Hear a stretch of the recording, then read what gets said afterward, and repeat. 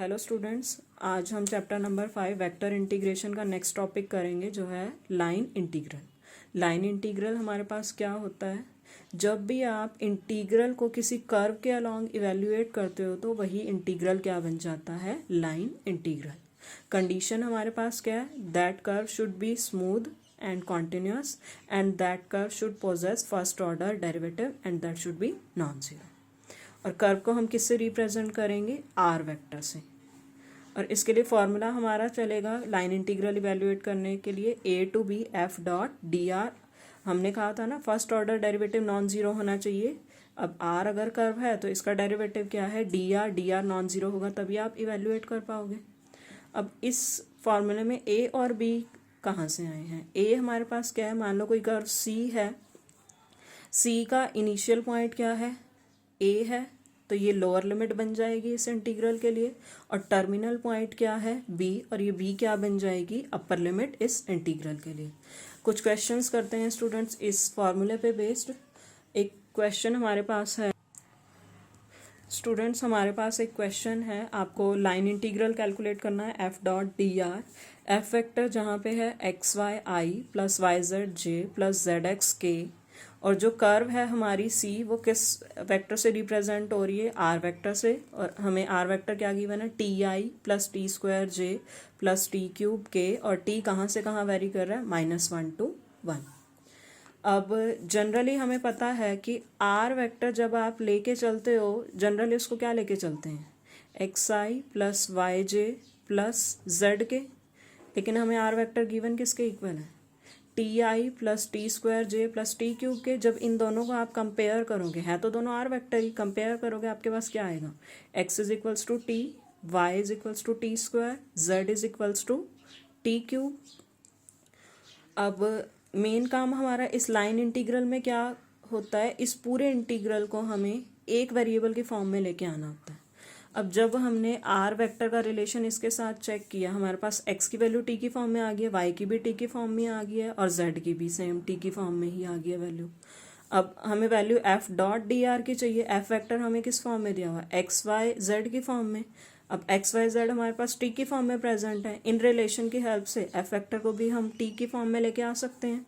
तो F vector हमारा क्या बन जाएगा? एक्स वाई आई है, एक्स क्या है? टी, वाई क्या है? टी स्क्वायर, तो ये क्या बन जाएगा? T cube i. Y z j क्या बन जाएगा? T raise to the power 5 j plus z x k क्या बन जाएगा? T raise to the power 4 के।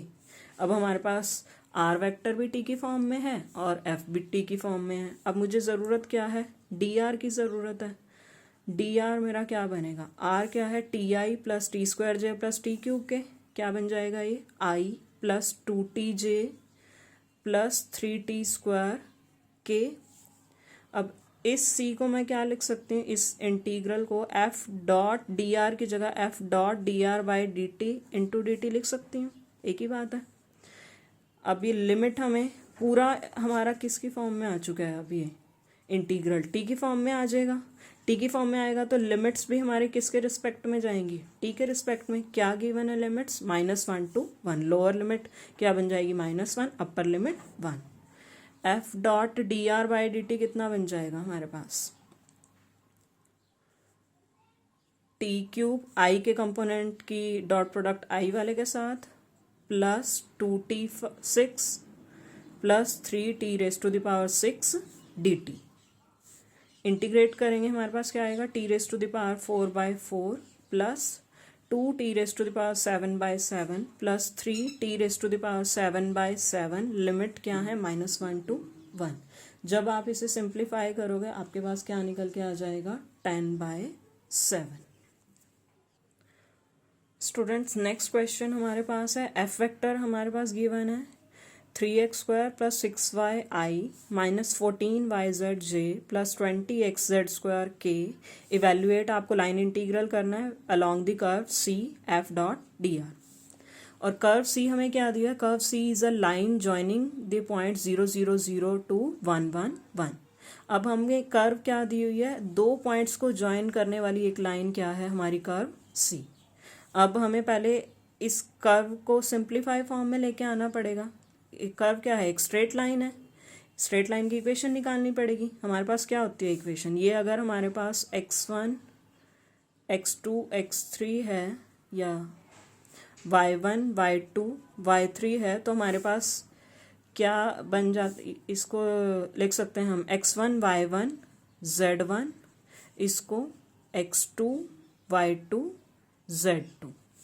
हमारे पास इक्वेशन क्या होती है स्ट्रेट लाइन की, x माइनस x1 क्या है 0 divide by x2 minus x1 1 minus 0 is equals to y minus y1 divide by y2 minus y1 is equals to z minus z1 by z2 minus z1 is equals to t। हम किसके equal ले लेते हैं, t के equal, क्योंकि हमें सारे integral को एक ही वेरिएबल की फॉर्म में लेके आना है। तो जब आप हर एक कंपोनेंट को इसके इक्वल लेके जाओगे, x की वैल्यू क्या आ जाएगी, इसको जब इसके इक्वल रखा x is equals to t, y is equals to t, जब इसको इसके इक्वल रखा तो z is equals to t. हमारे पास x y और z तीनों की वैल्यू t के फॉर्म में आ चुकी है और f हमें x y z की फॉर्म में दिया हुआ है, तो हमें क्या करना पड़ेगा, f वेक्टर को भी t की फॉर्म में चेंज करना पड़ेगा। क्या बनेगा, 3x स्क्वायर प्लस 6y है तो क्या बनेगा ये 3t square plus 6t i minus 14t square j plus 20t cube k। ठीक है, अब इंटीग्रल हमने सारा t की फॉर्म में ले आए हैं। हमें क्या ज़रूरत है, t की लिमिट्स की ज़रूरत है। अपर लिमिट और लोअर लिमिट क्या होगी, अब ये लिमिट हमें किसकी दी हुई है, x और y की फॉर्म में दी हुई है। जब x हमारा फर्स्ट कंपोनेंट क्या रिप्रेजेंट कर रहा है, x को, सेकंड y को और थर्ड z को। जब x हमारा 0 है तो x और t का रिलेशन क्या चला, x is equals to t, तो t क्या बन जाएगा 0, क्योंकि कर्व हमारी कहाँ से स्टार्ट हुई, यहाँ से स्टार्ट होके यहाँ पे टर्मिनेट हो गई है, तो ये हमारा लोअर लिमिट का काम करेगा। और टर्मिनल पॉइंट क्या है 1, x जब 1 है तो x t के इक्वल चल रहा था तो t की वैल्यू क्या आ जाएगी 1, तो हमारी लिमिट कहाँ से कहाँ स्टार्ट हो जाएगी, t is equals to from 0 to t is equals to 1। तो अब हमारे पास डी आर वेक्टर हमें पता है क्या होता है, हमारे पास एक्स आई plus y j plus z के, और एक्स वाई जेड हमारे पास आ चुके हैं, t i plus t j plus t k. हमें वैल्यू किसकी निकालनी है, d r by d t की वैल्यू निकालनी है। क्या आ जाएगा, आई प्लस जे प्लस के। अब नेक्स्ट अब हमें क्या करना है, integration F dot D r by d t निकालना है हमें। ये क्या बन जाएगा, लिमिट टी की क्या चल रही है 0 to 1, एफ वेक्टर हमारा क्या था 3t स्क्वायर प्लस 6t आई माइनस 14t स्क्वायर जे प्लस 20t क्यूब के। इसकी डॉट प्रोडक्ट किसके साथ लेनी है, d r by d T के साथ। D r by d t क्या है, आई प्लस जे प्लस के, और पीछे क्या है हमारे पास डी टी। अब जब आप डॉट प्रोडक्ट लोगे आई वाले कंपोनेंट की आई वाले के साथ, जे वाले कंपोनेंट की जे के साथ, के वाले की के के साथ, क्या बन जाएगा ये 3t square plus 6t minus 14t square plus 20t cube d t. Simplify करेंगे क्या आएगा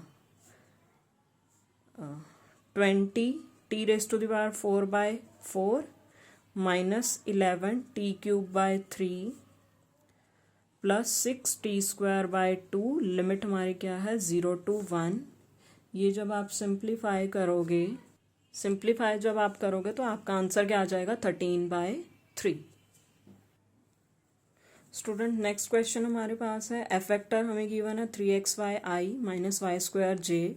फिर से लाइन इंटीग्रल इवेल्युएट करना है एफ डॉट डी आर। आपको सी कर्व क्या दी है, C is the curve in X Y plane. अब सी कर्व हमें कैसे दे दी है, एक्स वाई प्लेन के अंदर एक कर्व दे दी है, और कर्व क्या है y is equals to 2x²। और कैसे वैरी कर रहे हैं ये पॉइंट्स 0 0 to 1 2, मतलब कर्व हमारे इस पॉइंट से, इनिशियल पॉइंट से हमारी स्टार्ट हो रही है और यहाँ पे टर्मिनेट हो रही है। अब मेन काम हमारा क्या होता है, पूरे जो इंटीग्रल को है हमें एक वेरिएबल के फॉर्म में लेके आना होता है। अब जनरली हम टी की फॉर्म में ही लेके आते हैं, तो हम यहाँ क्या करते हैं, हम मान लेते हैं कि एक्स हमारा किसके इक्वल है, टी के इक्वल। तो इस रिलेशन में जब आप यूज़ करोगे तो y क्या बन जाएगा, y is equals to 2t², और लिमिट भी साथ में टी की फॉर्म में निकाल लेते हैं। x अगर हमारा ज़ीरो है, स्टार्ट हमारा ज़ीरो से हुआ, x is equals to t का रिलेशन है, t क्या बन जाएगा, ज़ीरो, और जब x 1 है टर्मिनेट कहाँ हुआ, 1 पे, x 1 है, x is equals to t, t क्या बन जाएगा, 1। तो लोअर लिमिट हमारी 0 बन जाएगी और अपर लिमिट 1।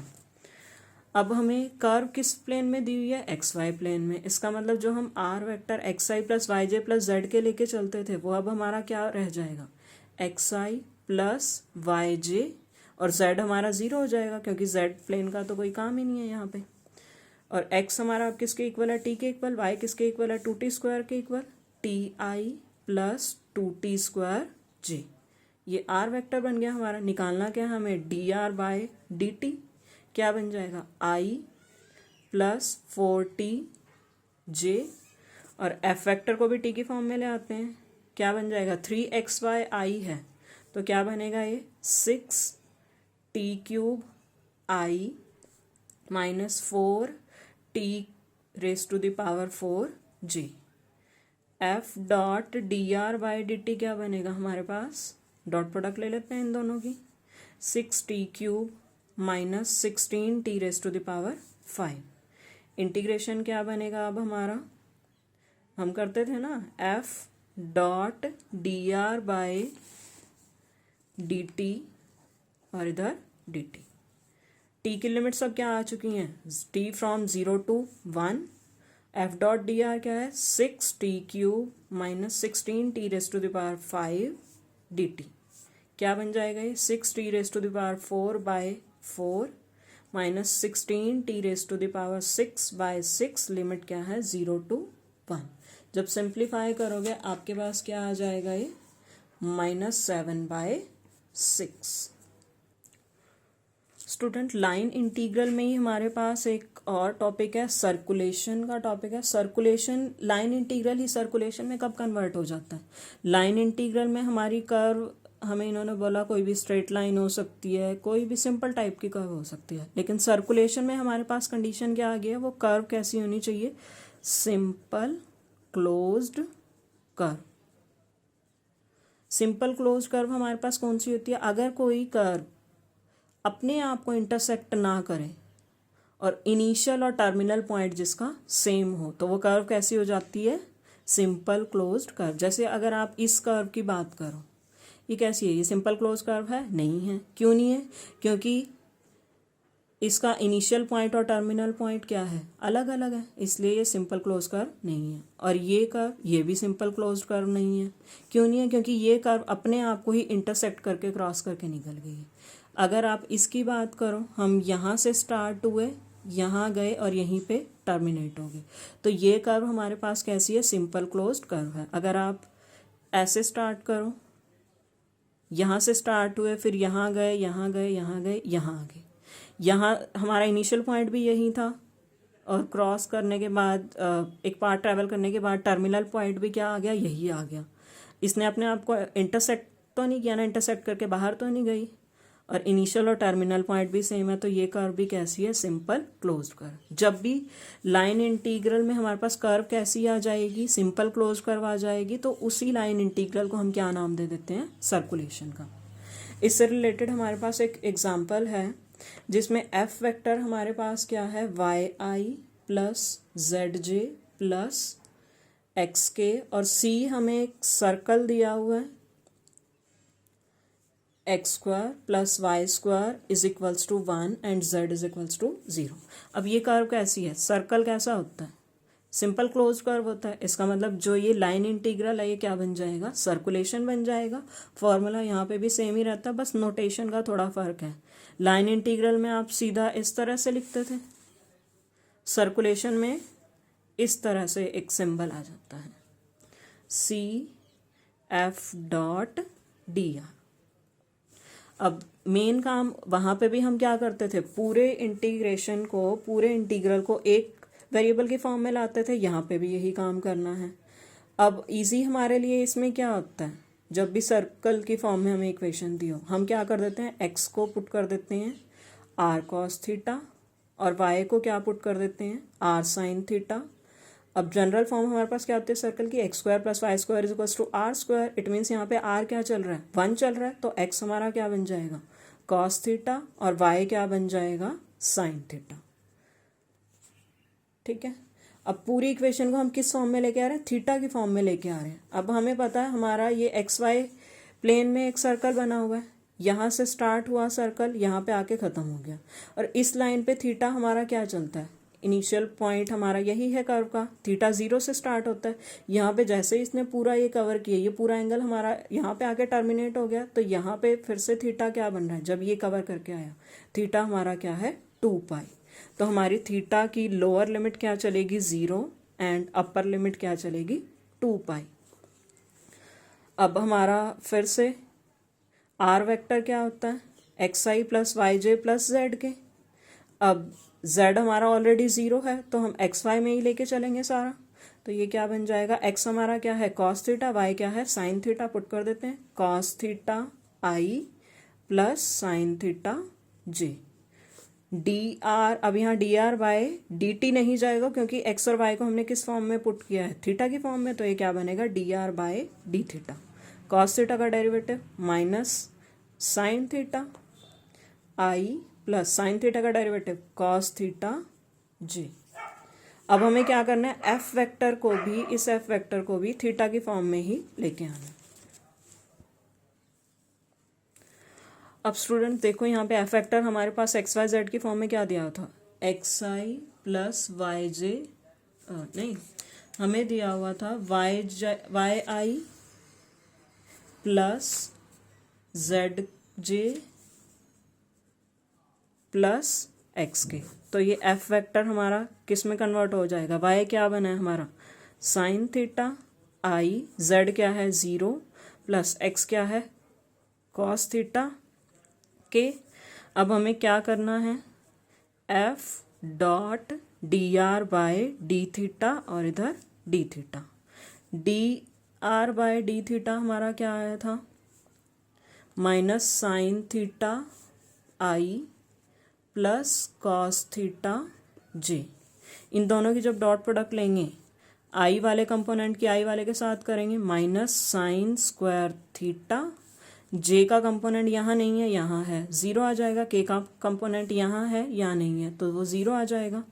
ये क्या बन जाएगा, minus sine square theta D theta. Theta हमारा कहाँ से कहाँ तक जा रहा था, 0 से 2 पाई।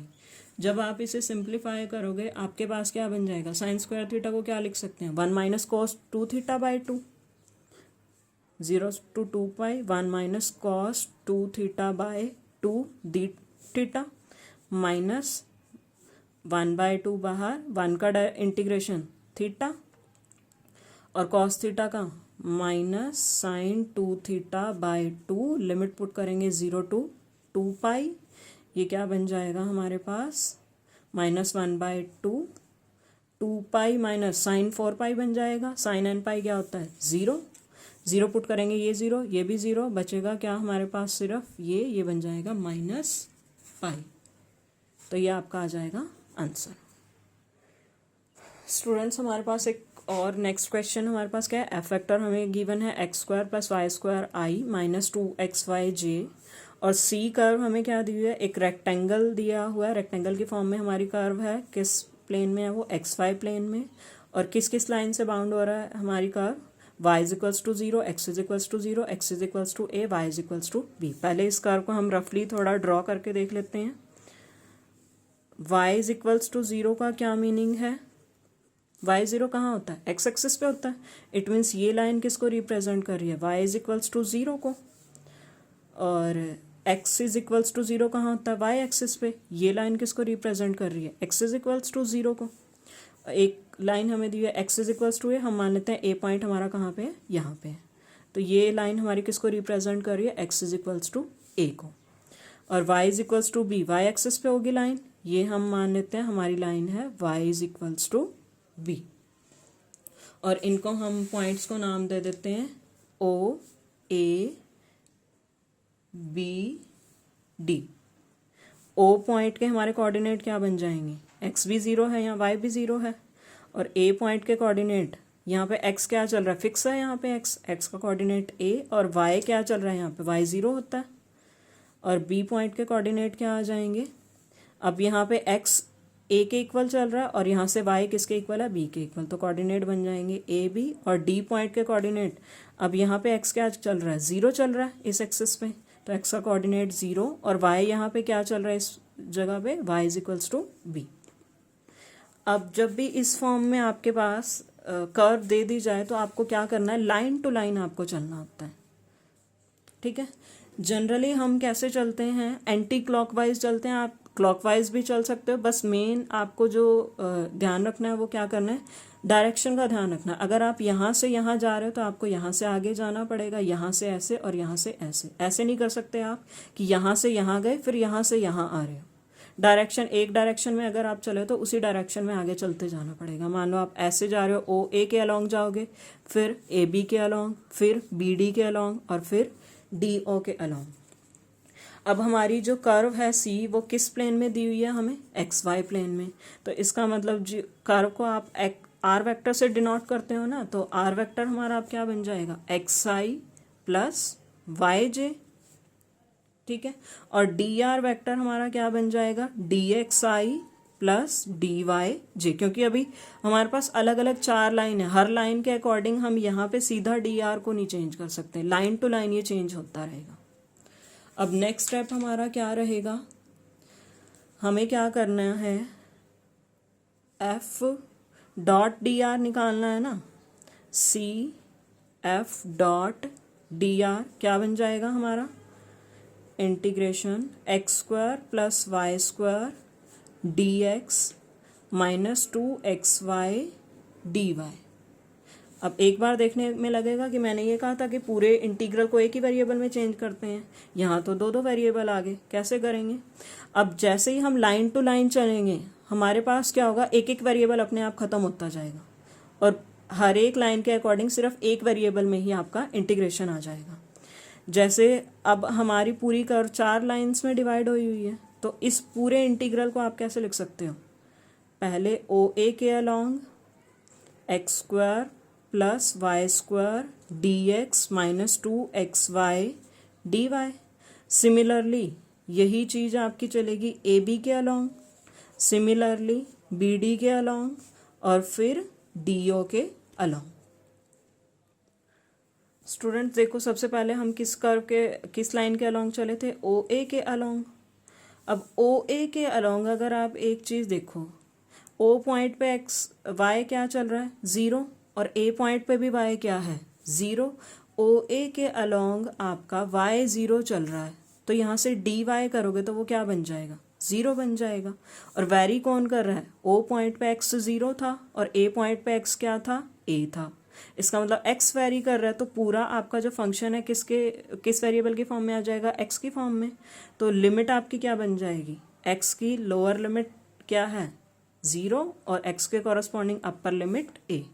और हमारे पास क्या था, वो X square plus Y square D X minus 2xy D Y था। जब ओ ए के अलॉन्ग चले तो हमारे पास यही इंटीग्रल किस में कन्वर्ट हो गया, ज़ीरो टू ए। अब वाई ज़ीरो है तो जहाँ जहाँ वाई है वहाँ ज़ीरो कर दो, और डी वाई भी ज़ीरो के इक्वल आया तो जहाँ डी वाई है वो भी ज़ीरो कर दो, बचेगा क्या, एक्स स्क्वायर डी एक्स।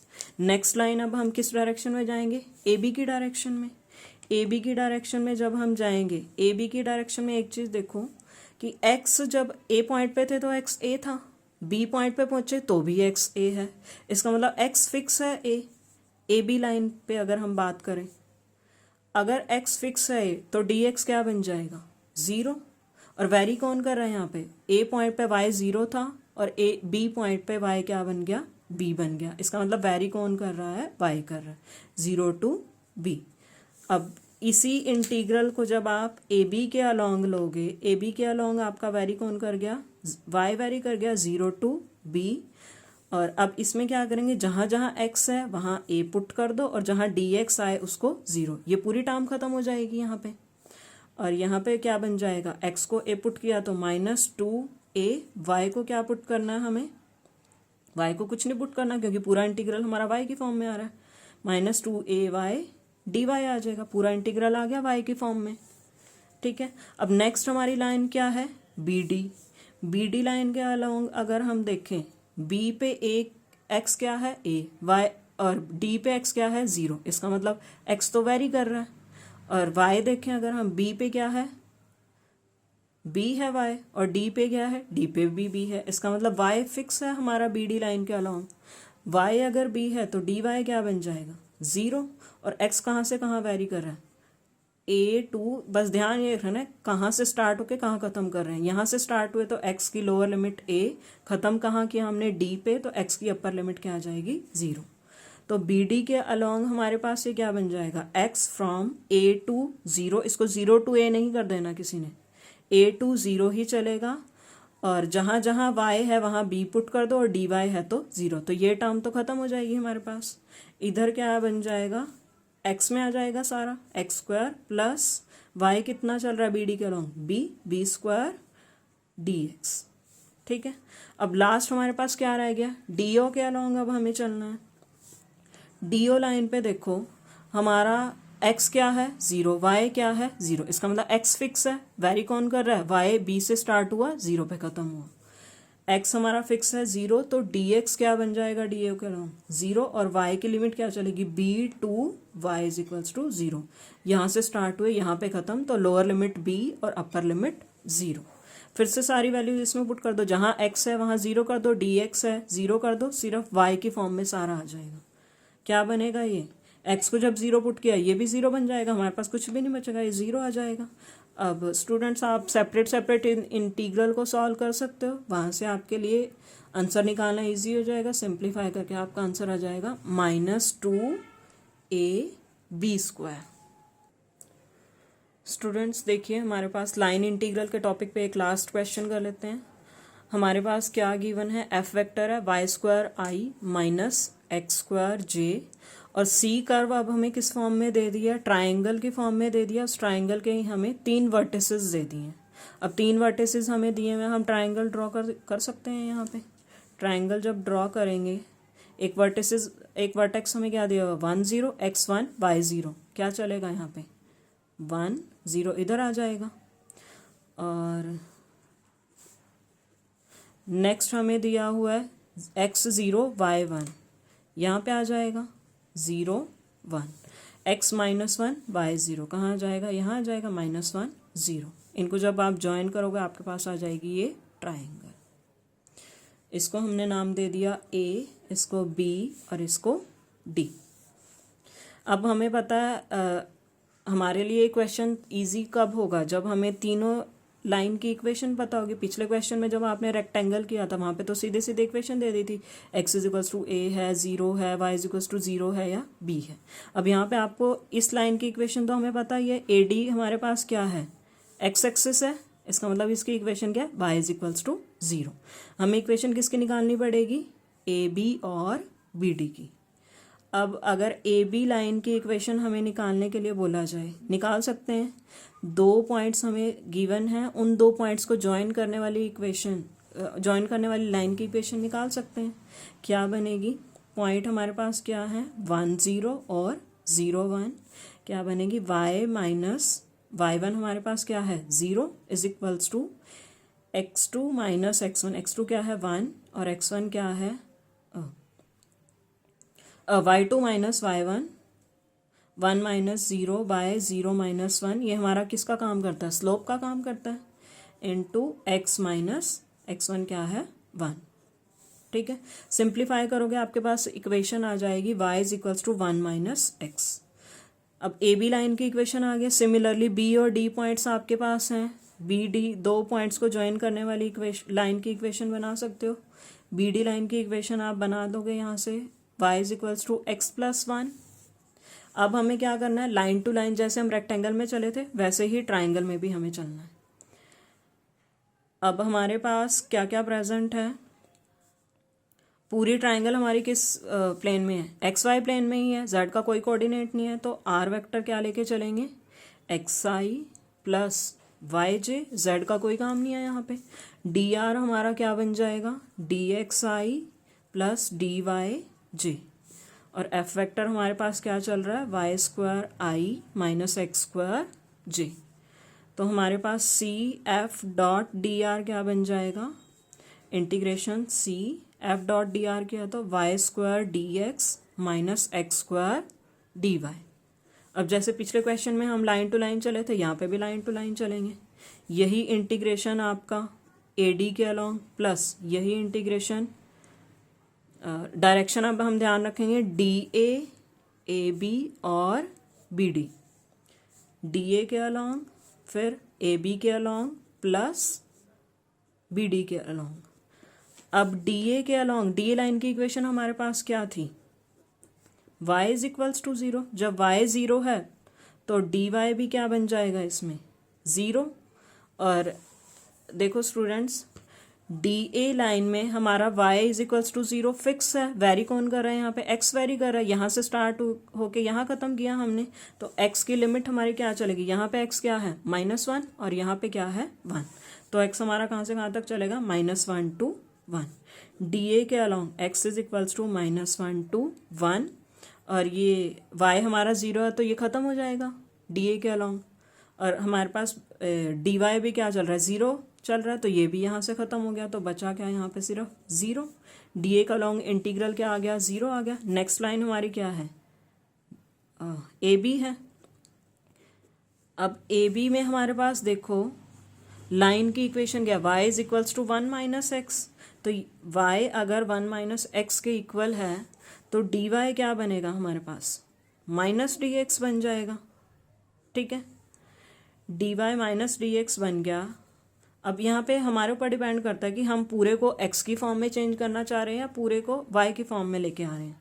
मान लो डी वाई को माइनस डी एक्स पुट करें, इसका मतलब हम पूरे इंटीग्रल को x की फॉर्म में लेके आ रहे हैं, तो हमारा f डॉट डी आर क्या बनेगा, y की वैल्यू हमारे पास क्या है, 1 माइनस एक्स है, पुट कर दो 1 माइनस एक्स का square D X minus X square, D Y क्या है हमारा माइनस डी एक्स के इक्वल है, तो ये प्लस डी एक्स, मतलब ये क्या बन जाएगा 1 minus X square plus X square D x, x square से एक्स स्क्वायर कैंसिल, और एक्स के रिस्पेक्ट में इंटीग्रेशन चल रहा है, इसका मतलब ये लोअर और अपर लिमिट हमें एक्स की चाहिए होंगी।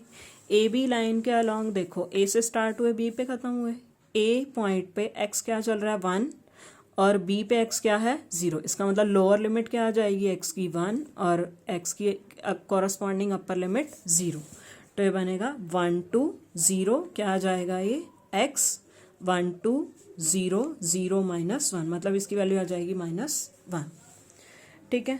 नेक्स्ट अब हम किस लाइन के कॉरस्पॉन्डिंग चलेंगे, बी डी लाइन के कॉरस्पॉन्डिंग।